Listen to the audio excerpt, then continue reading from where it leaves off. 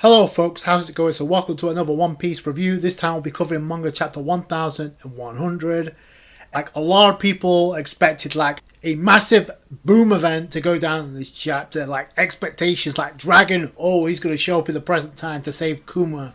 Oh, Dragon's going to show up to put an end to Saturn. Like none of those things have happened yet.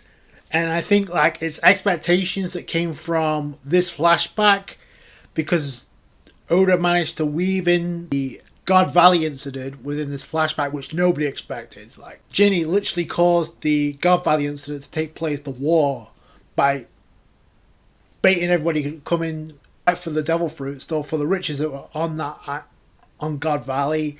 So Ginny caused that, and Ginny was a character we didn't know existed until about 5 chapters ago. So there you go. So Oda decided to I don't know if he's wrapping up Kuma's backstory with this chapter. I don't know.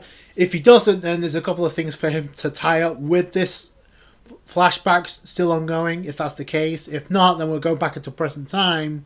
Before I dive further into this chapter, I actually want to touch on some tidbits of information when it comes to the anime. So obviously with One Piece episode 1085, we literally closed the curtains on the final act of Wano. Wano Act 3 is officially in the past in the anime, and we're about to move forward. And we got some interesting details following this episode. So we said bon voyage. We got the farewell to Momonosuke, sayonara, and it's time to move on. And in true Luffy style, he literally chose a reckless path and endangered the lives of his crew to go back down the same way that he went up and almost getting them killed. Literally, Wano ended the way it started, so I like that.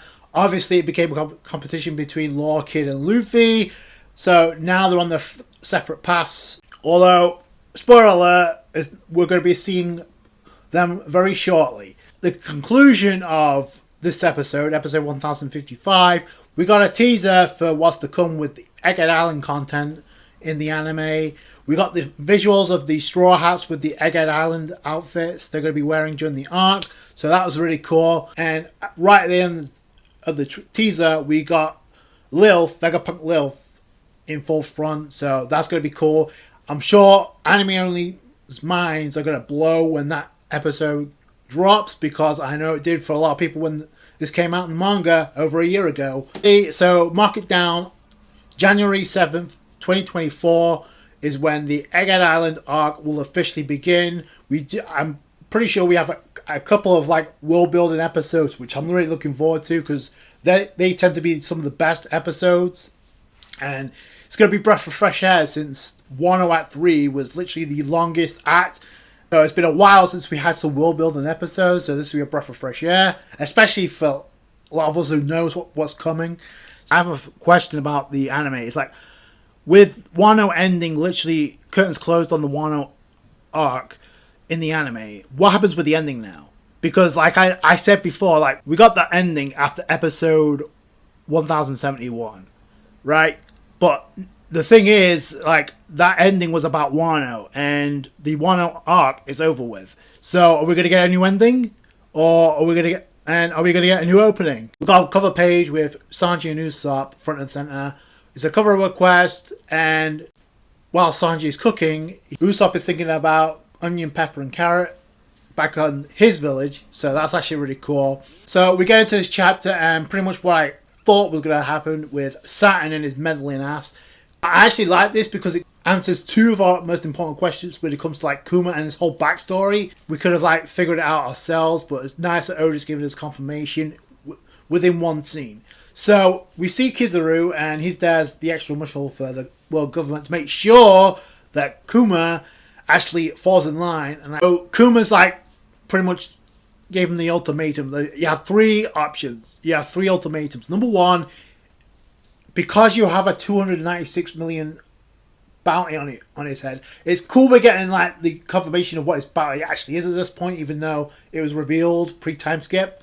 But it's kind of cool we're getting it here, because we only got to see that he had a bounty on his head, but we didn't get to see the amount. So here he has 296 mil. The condition of allowing this treatment for Bonney to go through, he has 3 conditions to he has to abide by. Number 1 is he must agree to become a Shichibukai, which makes sense because I initially thought they were going to give him that ultimatum when they captured Ginny, but it turns out no. It's if you want your daughter to be cured, then you have to become a warlord. And the reason we want you to become a Shichibukai is because a rookie named Ace took down Jinbei, and now he's been shifted, and now we want you to take his place. So that makes sense in that regard. Ace was getting some recognition, which makes sense because back in Thriller Bark, when we first saw Kuma, Nami was the first of the Straw Hats to actually encounter Kuma, and Kuma literally asked, "Do you know a pirate named Ace?" And this was directed towards Nami before he sent Perona to Muggy Kingdom. So the second condition is you must become a human weapon for the Navy, and this is kind of important too. It's Saturn knows that Kuma has history with the Revolutionary Army.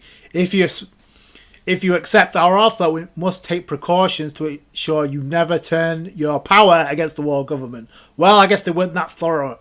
Kuma's interactions with the Straw Hats and then helping them get away is what led to these events happening now. So it sounds like you must agree to give up free will and sense of individuality.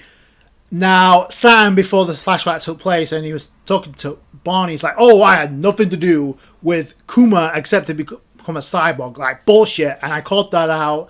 It's yeah, you literally gave him an ultimatum. It's either you suffer and don't get the treatment, and Bonney was unaware until she saw Kuma's memories. Keep that in mind. So I think Vegapunk's protesting to this because it would literally be killing him, literally, because he's killing off his humanity to become a cyborg, even though he has traits of his humanity left. Even after this, we know this.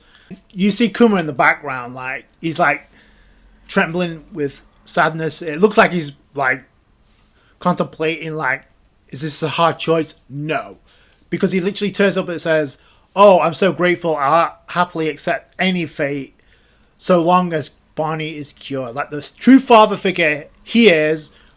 It may not be by blood or by, technically speaking, after this chapter, I guess it's DNA related because of the stem cell transplant. So Vegapunk actually tears up. Kizaru is "Oh boy," and then Saturn over the den of the Mushi is "Okay, we got a deal. Dealing with the Sapphire Scale will take 6 months. It'll take an extra year on top of that before she can be exposed to light. So it's not an immediate change. No, it's going to take time. We know when we first saw Bonney, she looks to be cured, so that's not really much of a problem. And she by default is going off to see the world because I personally believe she's going out to meet Kuma again. So that it's not really stated, but that's obvious why she became a pirate. All these loose ends get tied up little by little, and it's how much more could Oda do to make this flashback of Kuma so emotional? You want him to succeed, but it doesn't look good right now. Even if he doesn't succeed, you want Bonney to succeed through his will, which I've been saying that since the very beginning of this arc. That's exactly what's going to go down. Ever since we got the reveal that Kuma was the father of Bonney, and we know what Kuma went through, whether or not he's killed off or not, that will and that will be passed on, and we're going to be cheering on Bonney to succeed and to see Sungon Nika. They still want to keep supervision over Bonney to make sure that Kuma or Bonney doesn't run. And Kuma's "Okay, but just take her back to Sorbet. We can keep her in the church where she grew up. If you can grant that request, I promise you I'll obey without question." So Kuma can't go to see Bonney again after he literally becomes a cyborg, and they can't run away from this. And this is actually pretty cool because this is where Vegapunk is doing the grunt of the work to figure out how to do the treatment. And this is where it comes up, "Oh, I wish there were 5 more of me." So here's that. Now this is interesting because at this point in time, Vegapunk had not created the clones, these satellites. The stem cell come from Kuma to cure Bonney, which technically means the DNA being passed over is Buccaneer because of what we know about Kuma, which makes sense because there is a scene where during Egghead Island where Bonney is like trying to kill Vegapunk and it looks like she's bulking up. So that might explain a few things. Like Oda is including Sentomaru and Kizaru into the interactions of Vegapunk, Kuma, and Bonney. So much like we got previously with Kizaru and Sentomaru and Vegapunk having a connection, you can kind of make the conclusion there's an interaction here. I mean, for crying out loud, if I don't know what more could be said or how more obvious it could be. You have like Sentomaru and Kizaru along with Bonney, Vegapunk, and Kuma doing the dancing to what looks to be the drums of liberation, right? So Vegapunk says to Bonney, after a year of rehabilitation and being out of the sun, you'll make a full recovery. Which makes sense because we know she recovers and she can go out in the sunlight. So again, that's something we already know. That part of Bonnie's trouble has come to an end. It ties up how Kuma ended up becoming a Shishibukai and why he allowed himself to become a cyborg to cure Bonney in the first place. So it all ties itself up, so I like that.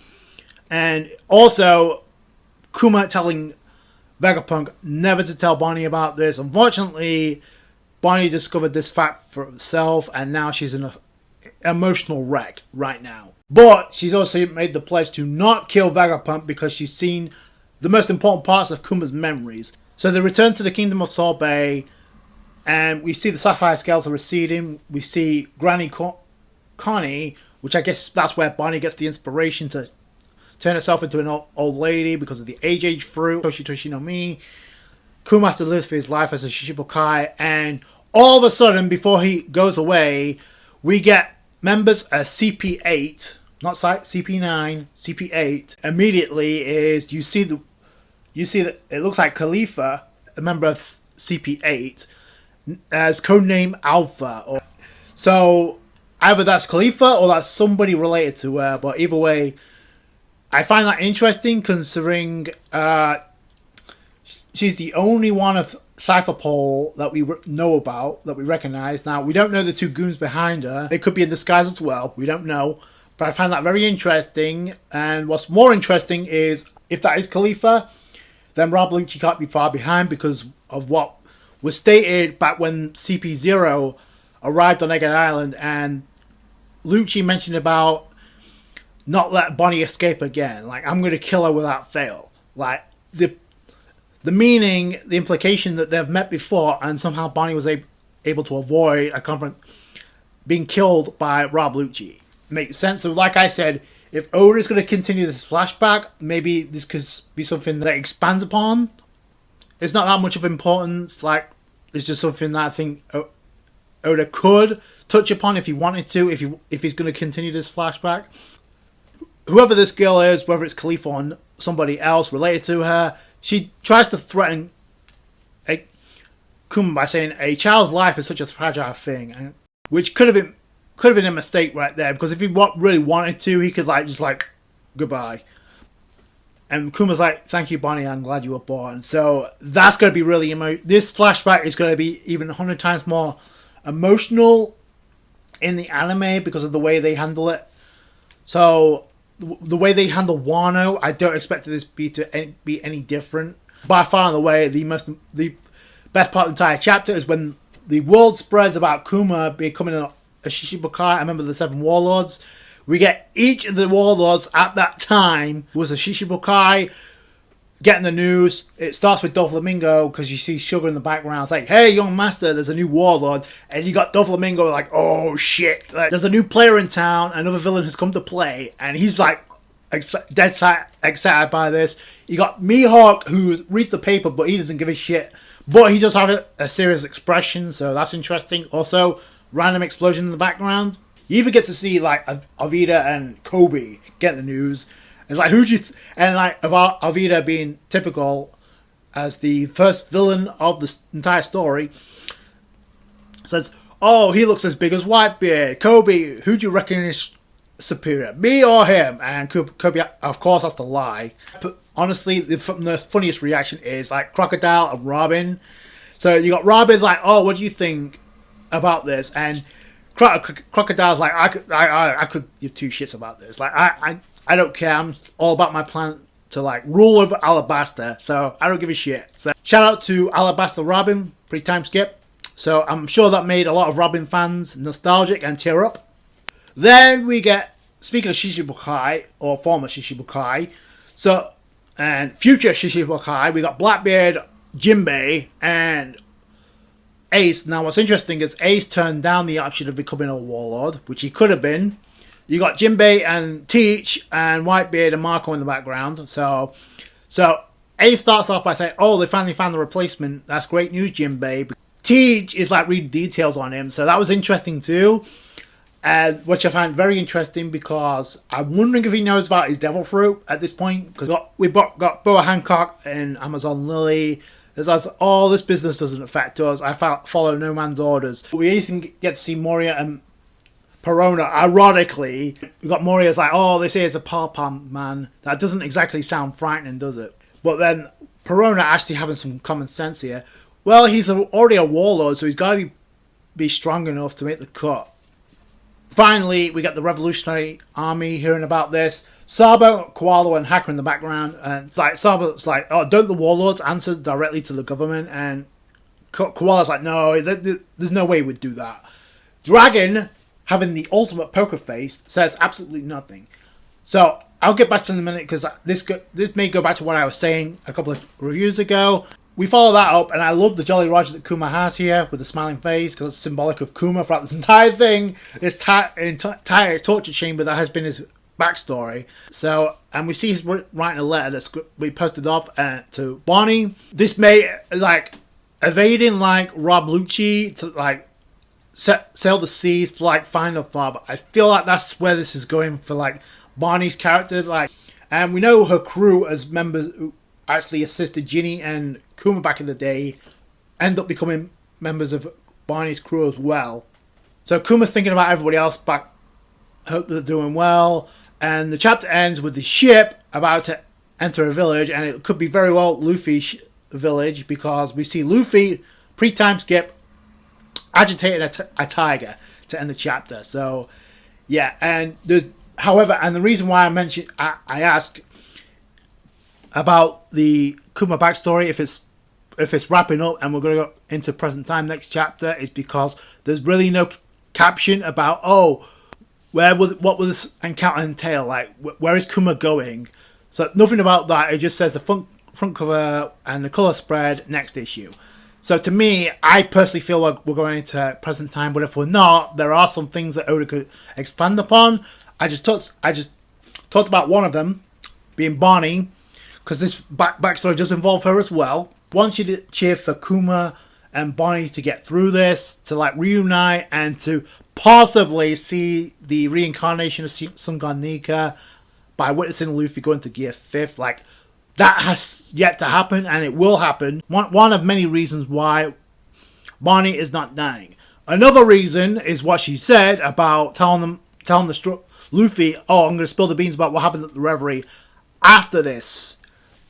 So, I don't know if Oda's going to change his mind on that. Another thing, after a flashback like this, Kuma's a question mark of whatever memory he has left is going to be him recognizing Bonney at the very end, the very last of his humanity.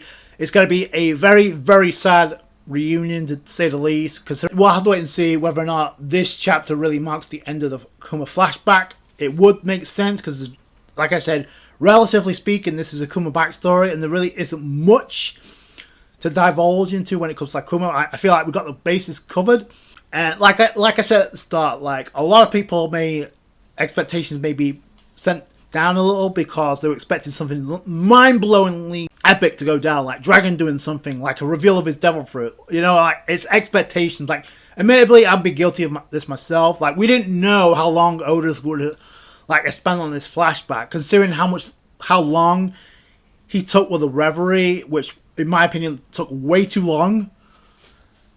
So it messed around with the flow of what's going on with Egghead Island, where we had to cut everywhere, where there's certain things that could have been expanded upon, hasn't been expanded upon. York versus Robin. Another plot point that needs to get revealed is how the hell did Bonney get that weapon, even though it didn't amount to nothing. I still want to know where she got that weapon from and who she got it from. Was it Vegapunk? I don't know. So that's something else we need to find out. And most importantly, the third reason why I don't think Bonney is dying is because nothing was stated about where and how Bonney got that devil fruit that she has now. The Toshi no Mi that she somehow ate off screen. How did a little girl manage to get her hands on a rare devil fruit? I have a question now. Is Saturn aware at this point in this flashback? Is he aware that Bonney has consumed that devil fruit? That's one question I have. Another question I have, and this ties back to what we saw with Dragon, and a lot of people are like saying, "Oh, Dragon's taking another L because he's not doing anything." But the thing is, that's the point. He's like, all that's gone down here, and I said this a couple of reviews ago. Like, there's something about the whole situation involving Ginny that doesn't sit right with me. And I'm not talking about the kidnapping and what may have happened after that with the Celestial Dragon. I'm talking about just the whole thing in general. Like, this, like, for starters, how the hell did Saturn know Kuma was a member of the Revolutionary Army? How? Because this is something that Dragon keeps a tight lip on. Number two, how did the government know where Ginny and a group of the revolutionaries are going to be in the first place? And did they know Kuma was a part of the revolutionaries back then? If not, then that needs to be explained. I'm sorry. Like, no. A Celestial Dragon had eyes for Ginny, apparently. But we don't know why. And why did Ginny all of a sudden contract the disease as soon as she left Mirajose? Like, did she have that disease before? When Kuma first met Ginny and Ivankov? I'm sorry. Like, that's questions that we kind of need to have answers to, and I feel like the longer we don't get those answers, like, granted, like, are they important? No, but they are to Bonney and to Kuma, I would think. And like I said, I feel like Dragon knows something is up. Now, there's a theory that he was once a Marine because he's the son of Garp. Keep that in mind. The most dangerous criminal in the world, according to the world government. Like, Akainu cannot stand him. He hates his guts. I said it in a couple of reviews ago, and I'm going to say it again. Like, I feel like Dragon knows something else is up. Like, by the way, that isn't an expression of worry or concern.